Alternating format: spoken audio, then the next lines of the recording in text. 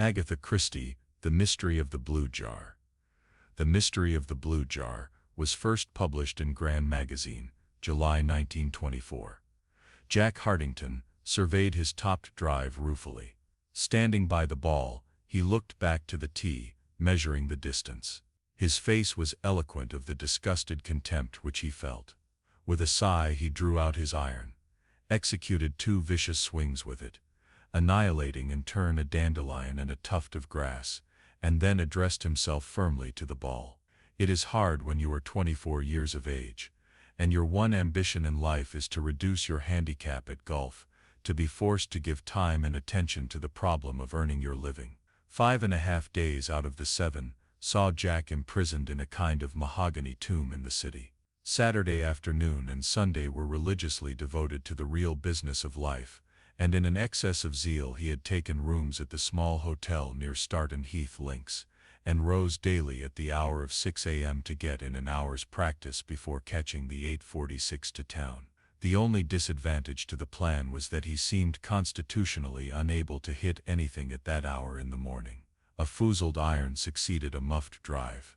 His mashie shots ran merrily along the ground, and 4 putts seemed to be the minimum on any green. Jack sighed, grasped his iron firmly, and repeated to himself the magic words, "Left arm right through, and don't look up." He swung back, and then stopped, petrified as a shrill cry rent the silence of the summer's morning. "Murder!" it called. "Help! Murder!" It was a woman's voice, and it died away at the end into a sort of gurgling sigh.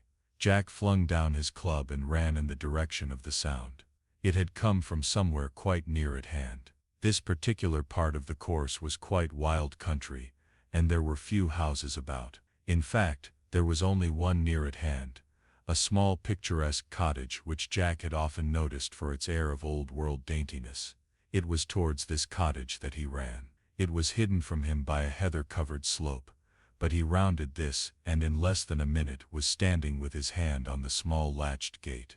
There was a girl standing in the garden, and for a moment Jack jumped to the natural conclusion that it was she who had uttered the cry for help. But he quickly changed his mind. She had a little basket in her hand, half full of weeds, and had evidently just straightened herself up from weeding a wide border of pansies.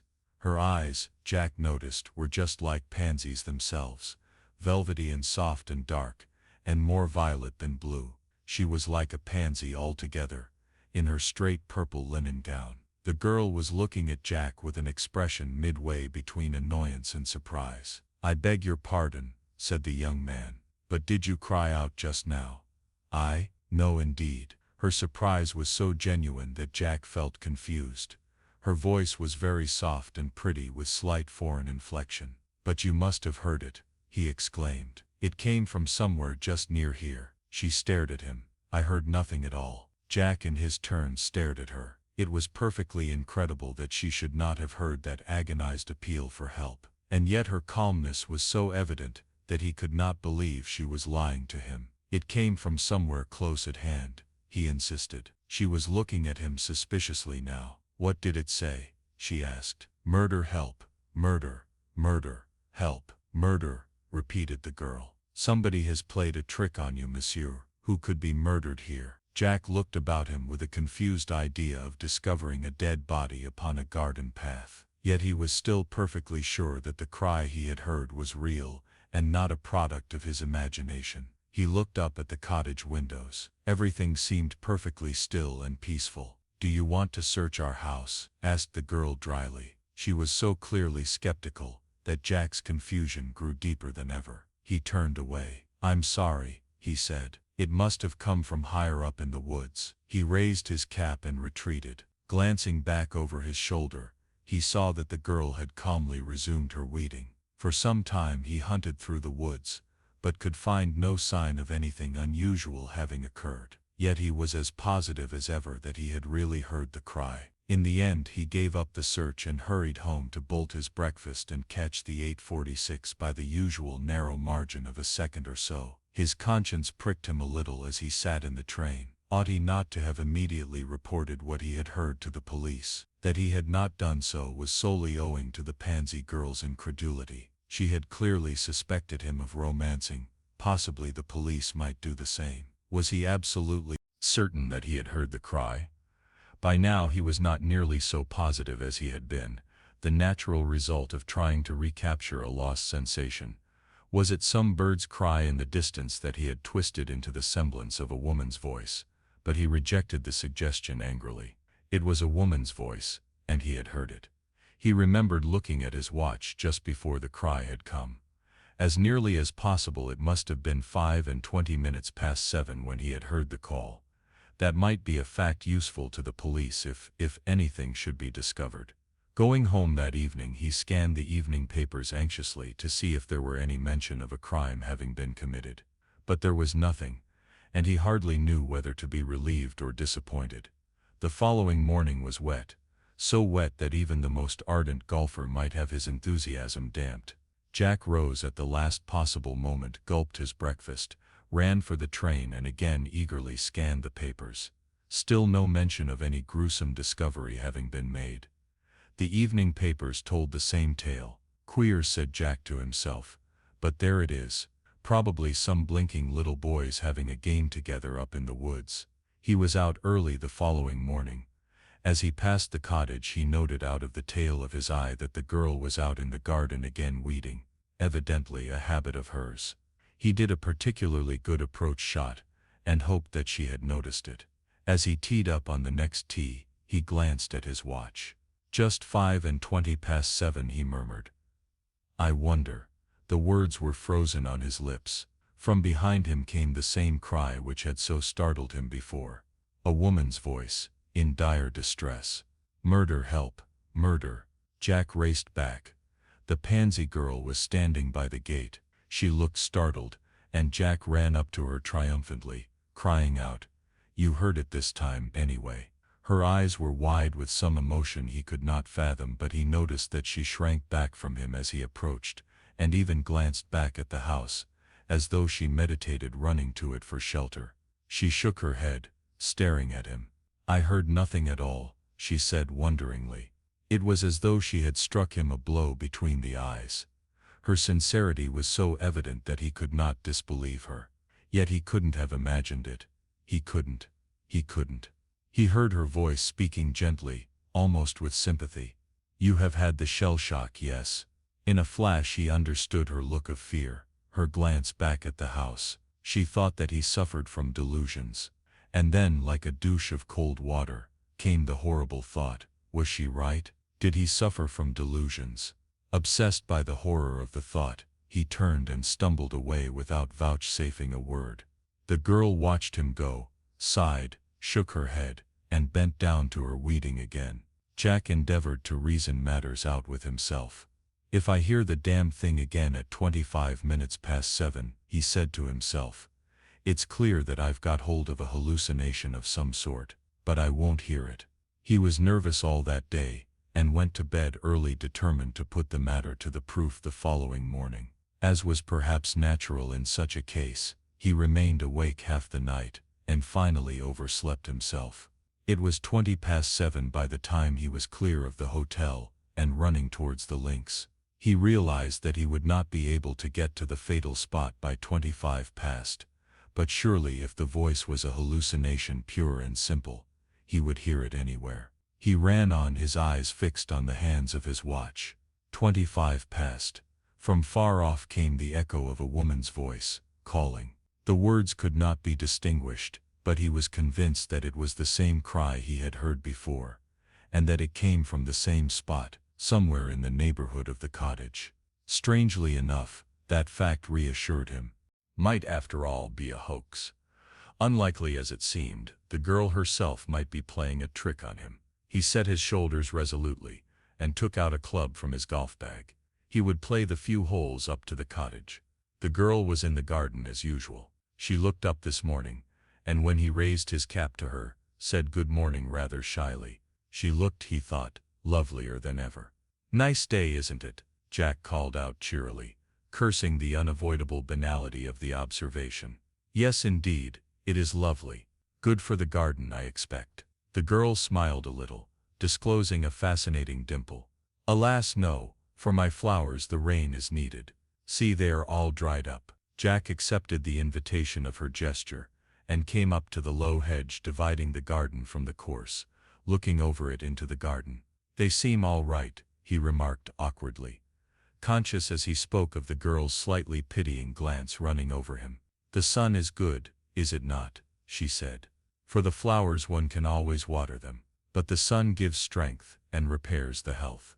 Monsieur is much better today, I can see." Her encouraging tone annoyed Jack intensely. "Curse it all," he said to himself.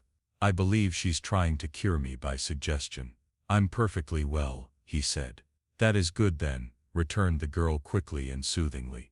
Jack had the irritating feeling that she didn't believe him. He played a few more holes and hurried back to breakfast. As he ate it, he was conscious, not for the first time, of the close scrutiny of a man who sat at the table next to him. He was a man of middle age, with a powerful, forceful face. He had a small dark beard, and very piercing gray eyes, and an ease and assurance of manner which placed him among the higher ranks of the professional classes. His name, Jack knew, was Lavington, and he had heard vague rumors as to his being a well-known medical specialist, but as Jack was not a frequenter of Harley Street, the name had conveyed little or nothing to him. But this morning he was very conscious of the quiet observation under which he was being kept, and it frightened him a little. Was his secret written plainly in his face for all to see?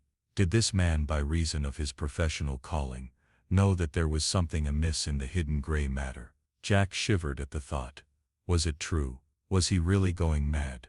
Was the whole thing a hallucination, or was it a gigantic hoax? And suddenly a very simple way of testing the solution occurred to him. He had hitherto been alone on his round. Supposing someone else was with him, then one out of three things might happen. The voice might be silent, they might both hear it, or he only might hear it.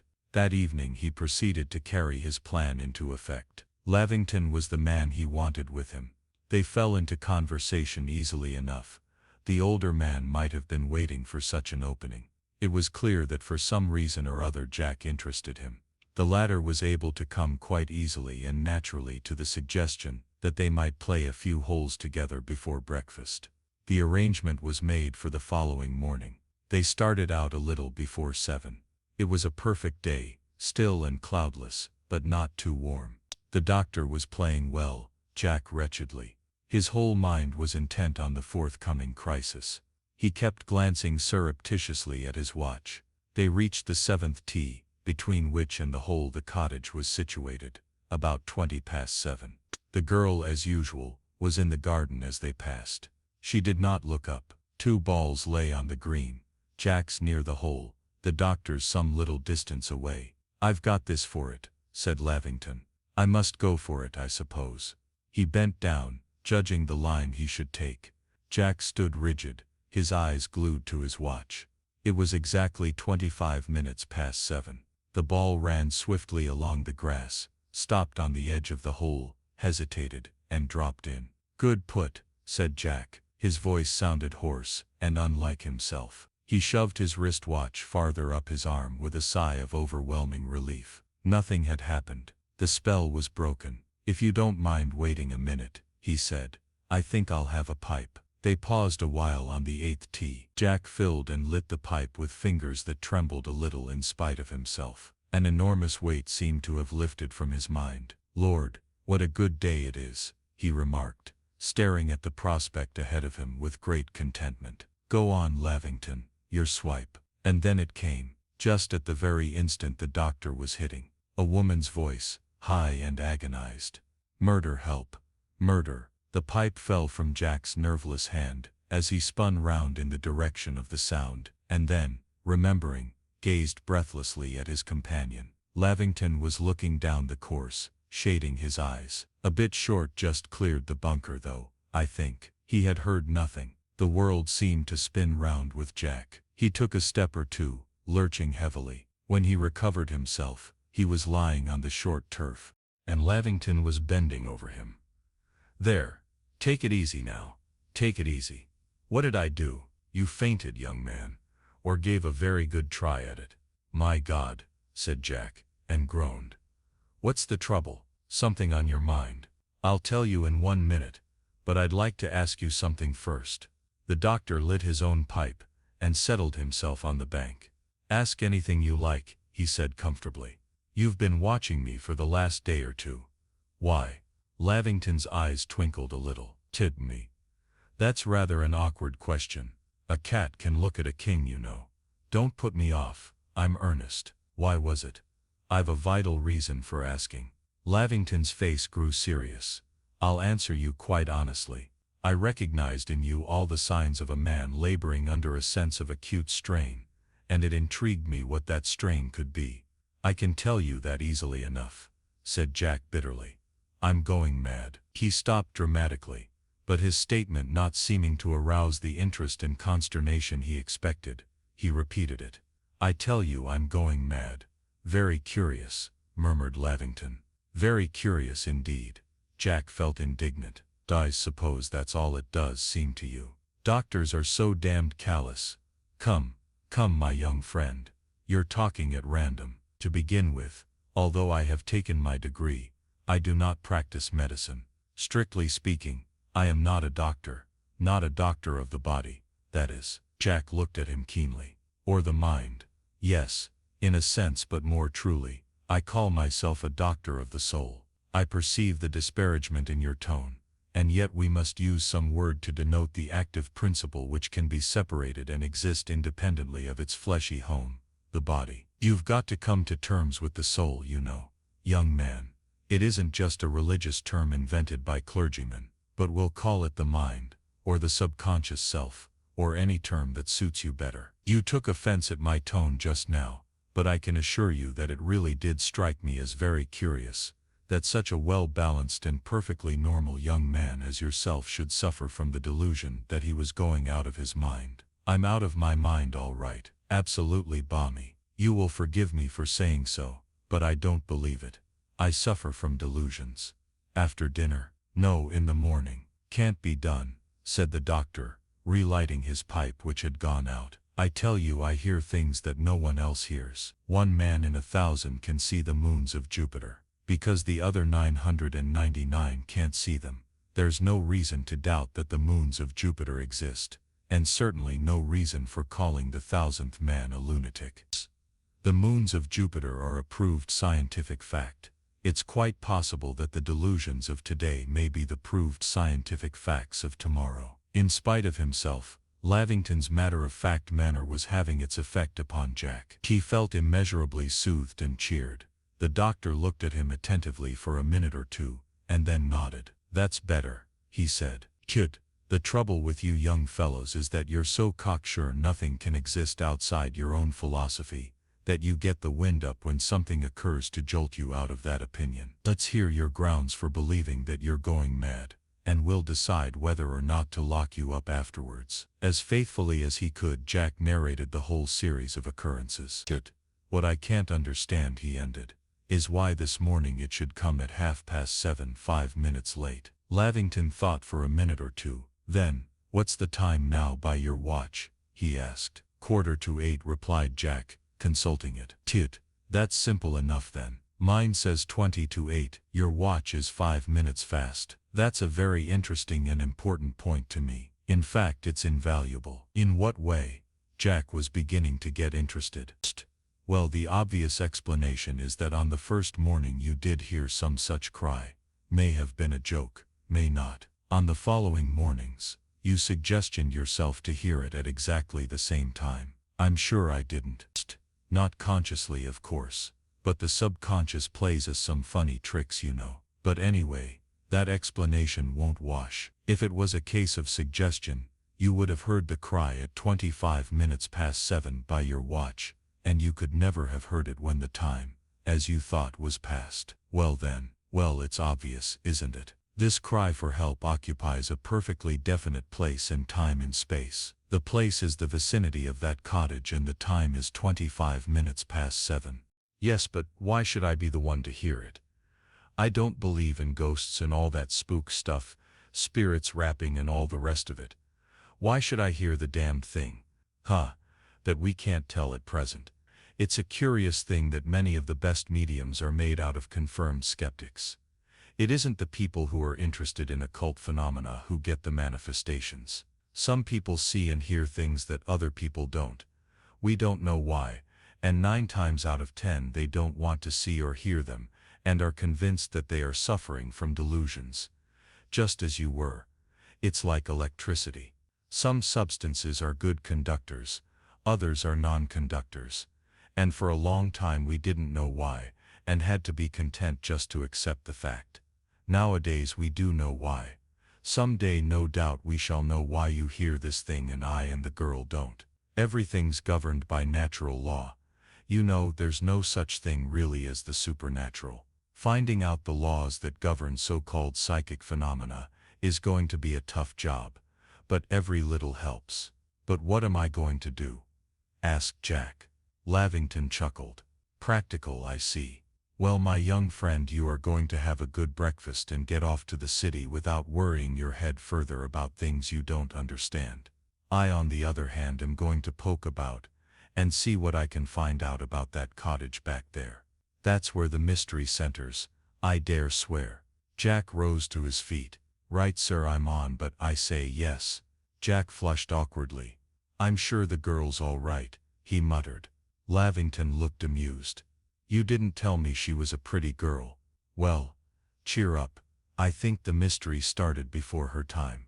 Jack arrived home that evening in a perfect fever of curiosity. He was by now pinning his faith blindly to Lavington.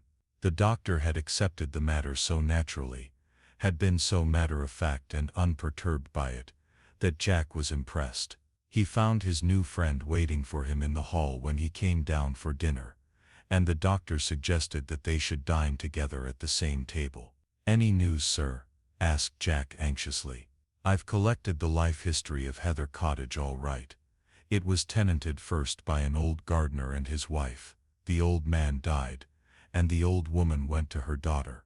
Then a builder got hold of it, and modernized it with great success, selling it to a city gentleman who used it for weekends.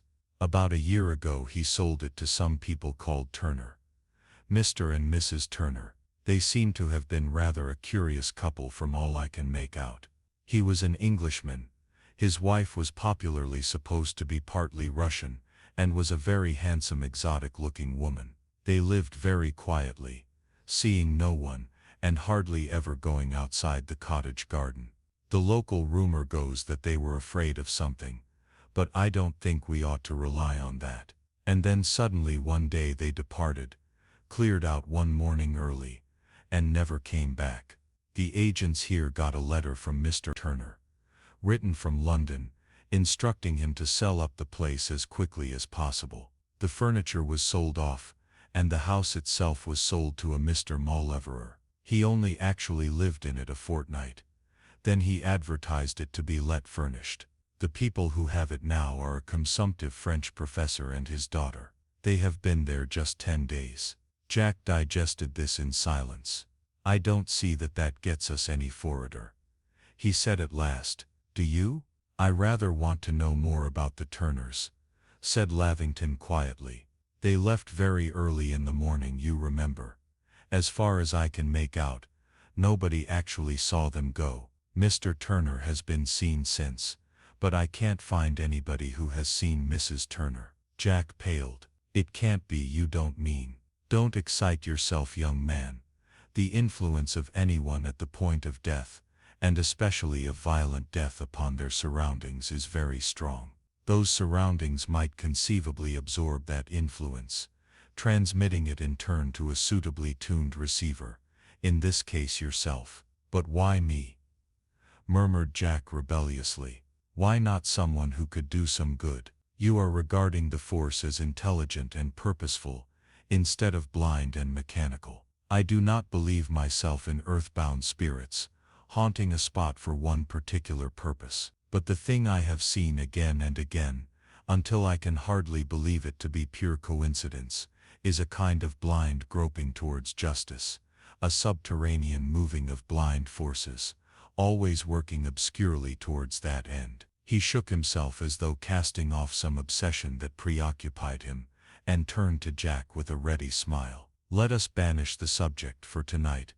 At all events, he suggested. Jack agreed readily enough, but did not find it so easy to banish the subject from his own mind. During the weekend he made vigorous inquiries of his own, but succeeded in eliciting little more than the doctor had done. He had definitely given up playing golf before breakfast. The next link in the chain came from an unexpected quarter. On getting back one day, Jack was informed that a young lady was waiting to see him. To his intense surprise, it proved to be the girl of the garden, the pansy girl, as he always called her in his own mind. She was very nervous and confused. "You will forgive me, monsieur, for coming to seek you like this, but there is something I want to tell you."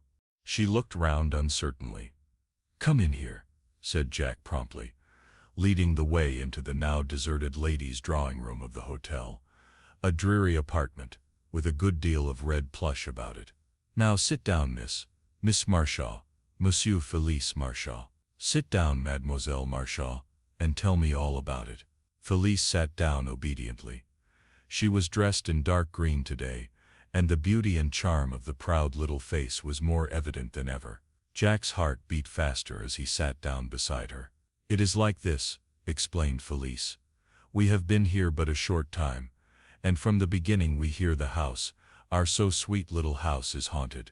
No servant will stay in it. That does not matter so much.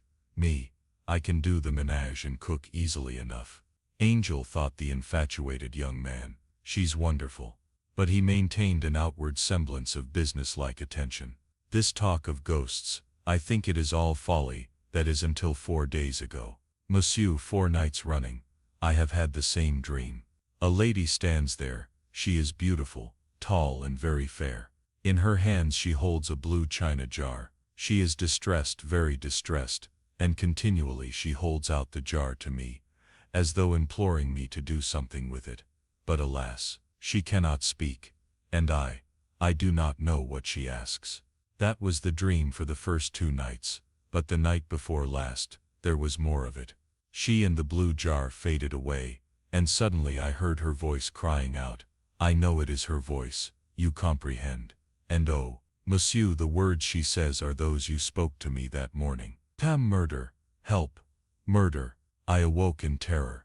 I say to myself, it is a nightmare, the words you heard are an accident. But last night the dream came again. "Monsieur, what is it? You too have heard. What shall we do?" Felice's face was terrified. Her small hands clasped themselves together, and she gazed appealingly at Jack. The latter affected an unconcern he did not feel.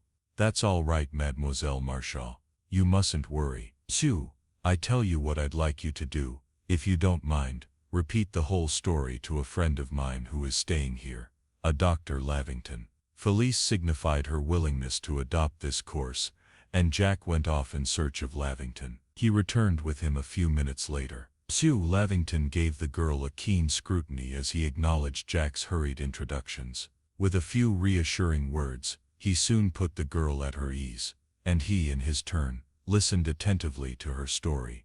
"Very curious," he said when she had finished. "You have told your father of this?" Felice shook her head. "I have not liked to worry him. He is very ill still." Her eyes filled with tears. "I keep from him anything that might excite or agitate him." "I understand," said Lavington kindly. "And I am glad you came to us, Mademoiselle Marshall. Hartington here, as you know, had an experience something similar to yours. I think I may say that we are well on the track now. There is nothing else that you can think of." Felice gave a quick movement. "Of course, how stupid I am. It is the point of the whole story. Look, monsieur, at what I found at the back of one of the cupboards where it had slipped behind the shelf." She held out to them a dirty piece of drawing paper on which was executed roughly in watercolors a sketch of a woman. It was a mere daub, but the likeness was probably good enough. It represented a tall, fair woman, with something subtly un-English about her face. She was standing by a table on which was standing a blue china jar. "I only found it this morning," explained Felice. "Monsieur le Docteur, that is the face of the woman I saw in my dream, and that is the identical blue jar." "Extraordinary," commented Lavington. "The key to the mystery is evidently the blue jar. It looks like a Chinese jar to me, probably an old one. It seems to have a curious raised pattern over it." "It is Chinese," declared Jack. I have seen an exactly similar one in my uncle's collection. He is a great collector of Chinese porcelain, you know, and I remember noticing a jar just like this a short time ago. Phew, the Chinese jar, mused Lavington. He remained a minute or two lost in thought, then raised his head suddenly, a curious light shining in his eyes. Hartington, how long has your uncle had that jar? How long? I really don't know. Think, did he buy it lately? I don't know. Yes, I believe he did, now I come to think of it. I'm not very interested in porcelain myself, but I remember his showing me his recent acquisitions, and this was one of them. Less than 2 months ago. The Turners left Heather Cottage just 2 months ago. Yes, I believe it was. Your uncle attends country sales sometimes. He's always tooling round to sales. Then there is no inherent improbability in our assuming that he bought this particular piece of porcelain at the sale of the Turners' things. A curious coincidence, or perhaps what I call the groping of blind justice. Hartington, you must find out from your uncle at once where he bought this jar. Jack's face fell. I'm afraid that's impossible. Uncle George is away on the continent. I don't even know where to write to him. How long will he be away? 3 weeks to a month at least. There was a silence. Felice sat looking anxiously from one man to the other. Is there nothing that we can do? She asked timidly. Yes, there is one thing, said Lavington, in a tone of suppressed excitement. It is unusual perhaps, but I believe that it will succeed. Hartington, you must get hold of that jar. Bring it down here, and if Mademoiselle permits, we will spend a night at Heather Cottage, taking the blue jar with us. Jack felt his skin creep uncomfortably. What do you think will happen? He asked uneasily. I have not the slightest idea, but I honestly believe that the mystery will be solved and the ghost laid. Quite possibly there may be a false bottom to the jar, and something is concealed inside it. If no phenomenon occurs, we must use our own ingenuity. Felice clasped her hands. It is a wonderful idea, she exclaimed. Her eyes were alight with enthusiasm. Jack did not feel nearly so enthusiastic. In fact, he was inwardly funking it badly, but nothing would have induced him to admit the fact before Felice. The doctor acted as though his suggestion were the most natural one in the world. When can you get the jar? Asked Felice, turning to Jack. Tomorrow, said the latter, unwillingly. He had to go through with it now, but the memory of the frenzied cry for help that had haunted him each morning was something to be ruthlessly thrust down and not thought about more than could be helped. He went to his uncle's house the following evening and took away the jar in question. He was more than ever convinced when he saw it again that it was the identical one pictured in the watercolor sketch, but carefully as he looked it over, he could see no sign that it contained a secret receptacle of any kind. It was 11 o'clock when he and Lavington arrived at Heather Cottage. Felice was on the lookout for them, and opened the door softly before they had time to knock. Come in, she whispered. My father is asleep upstairs and we must not wake him. I have made coffee for you in here. She led the way into the small cozy sitting room. A spirit lamp stood in the grate, and bending over it, she brewed them both some fragrant coffee. Then Jack unfastened the Chinese jar from its many wrappings. Felice gasped as her eyes fell on it. But yes, she cried eagerly. That is it, I would know it anywhere. Meanwhile, Lavington was making his own preparations. He removed all the ornaments from a small table and set it in the middle of the room. Round it he placed 3 chairs. Then, taking the blue jar from Jack, he placed it in the center of the table. Now, he said, we are ready. Turn off the lights and let us sit round the table in the darkness. The others obeyed him. Lavington's voice spoke again out of the darkness. Think of nothing or of everything. Do not force the mind. It is possible that one of us has mediumistic powers. If so, that person will go into a trance. Remember, there is nothing to fear. Cast out fear from your hearts. And drift, drift. His voice died away and there was silence. Minute by minute the silence seemed to grow more pregnant with possibilities. It was all very well for Lavington to say cast out fear. It was not fear that Jack felt, it was panic. And he was almost certain that Felice felt the same way. Suddenly he heard her voice, low and terrified. Something terrible is going to happen. I feel it. Cast out fear. said Lavington. "Do not fight against the influence." The darkness seemed to get darker, and the silence more acute, and nearer came that indefinable sense of menace. Jack felt himself choking, stifling. The evil thing was very near, and then the moment of conflict passed. He was drifting downstream, his lids closed. Peace, darkness. Jack stirred slightly. His head was heavy as lead. Where was he? Sunshine, birds. He lay staring up at the sky. Then it all came back to him. The sitting, the little room, Felice and the doctor. What had happened? He sat up, his head throbbing unpleasantly, and looked round him. He was lying in a little copse not far from the cottage. No one else was near him. He took out his watch. To his amazement, it registered 12:30. Jack struggled to his feet, and ran as fast as he could in the direction of the cottage. They must have been alarmed by his failure to come out of the trance, and carried him out into the open air. Arrived at the cottage, he knocked loudly on the door, but there was no answer, and no signs of life about it. They must have gone off to get help, or else. Jack felt an indefinable fear invade him. What had happened last night? He made his way back to the hotel as quickly as possible. He was about to make some inquiries at the office, when he was diverted by a colossal punch in the ribs, which nearly knocked him off his feet. Turning in some indignation, he beheld a white-haired old gentleman wheezing with mirth. "Didn't expect me, my boy. Didn't expect me, hey?" said this individual. "Why, Uncle George, I thought you were miles away in Italy somewhere." "Ah, but I wasn't. Landed at Dover last night. Thought I'd motor up to town and stop here to see you on the way. And what did I find? Out all night, hey? Nice goings on, Uncle George." Jack checked him firmly. "I've got the most extraordinary story to tell you. I dare say you won't believe it." "I dare say I shan't," laughed the old man. "But do your best, my boy." "But I must have something to eat," continued Jack. "I'm famished." He led the way to the dining room, and over a substantial repast he narrated the whole story. "And God knows what's become of them," he ended. His uncle seemed on the verge of apoplexy. "The jar," he managed to ejaculate at last. "The blue jar, what's become of that?"